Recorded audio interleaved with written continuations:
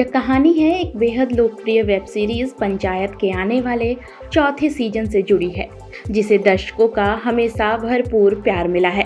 TVF की यह series गांव की सादगी, रिश्तों की गहराई और ह्यूमर से भरपूर एक ऐसी कहानी है जिसने हर वर्ग के दर्शकों के दिल में जगह बना ली है। अब जब इसका चौथा सीजन जल्द ही आने वाला है तो दर्शकों में उत्साह चरम पर है। हर सीजन की तरह इस बार भी दर्शकों को कुछ नया और ताज़ा देखने को मिलेगा। खबर है कि सीरीज में कुछ नए चेहरे नजर आएंगे और उन्हीं में से एक खास किरदार है जो कहानी में एक बड़ा मोड़ ला सकता है। ये नया किरदार केवल एक अभिनेता ही नहीं बल्कि एक शानदार गायक और लेखक भी है। ऐसा माना जा रहा है कि इस कलाकार की एंट्री कहानी में एक नए आयाम को जोड़ेगी, जिसमें न केवल गांव की राजनीतिक और सामाजिक स्थिति में भी बदलाव आएगा, बल्कि अभिषेक त्रिपाठी और अन्य प्रमुख किरदारों के जीवन में भी नई हलचल देखने को मिलेगी। अब देखना यह है कि यह बहुप्रतिभाशाली कलाकार किस किरदार को निभाएंगे और कैसे पंचायत की दुनिया को और भी दिलचस्प बनाएंगे। दर्शक इस सीजन के ट्रेलर और रिलीज डेट का बेसब्री से इंतजार कर रहे हैं। पंचायत के चौथे सीजन में एक नए और अहम किरदार की एंट्री होने जा रही है, जो कहानी की दिशा को पूरी तरह से बदल सकता है।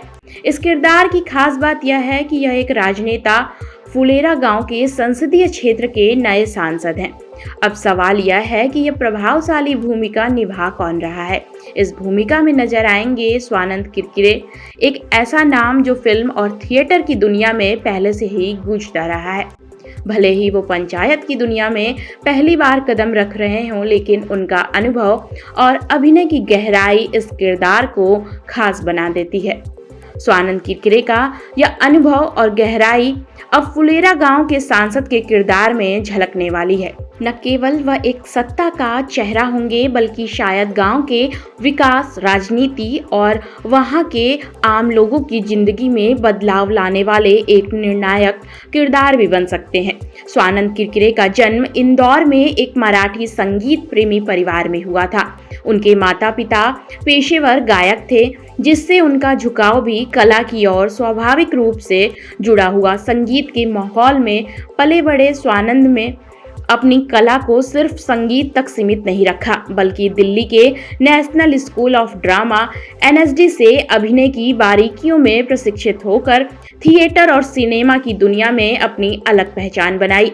गीतकार, लेखक, गायक और अब सशक्त अभिनेता स्वानंद किरकिरे बहुआयामी प्रतिभा के धनी हैं। उन्हें बीती न बिताई, रैना और पीपली लाइव जैसे प्रोजेक्ट्स में उनके योगदान के लिए जाना जाता है। अब जब वे पंचायत के चौथे सीजन में सांसद की भूमिका निभा रहे हैं तो यह देखना दिलचस्प होगा कि उनका यह किरदार गांव की राजनीति और वहां के रिश्तों को कैसे प्रभावित करता है।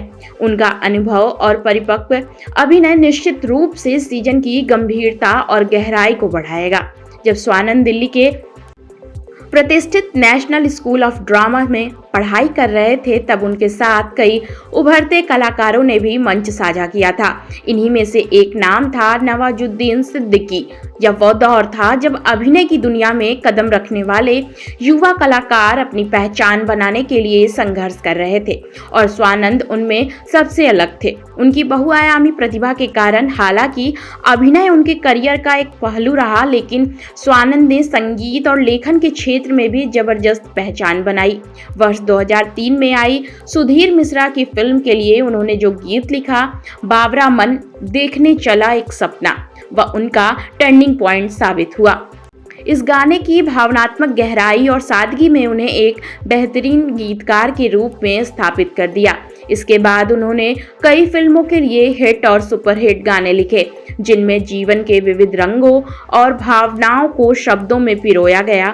बतौर लेखक और गीतकार उन्हें 2 बार राष्ट्रीय फिल्म पुरस्कार भी मिल चुका है, जो उनकी प्रतिभा का प्रमाण है।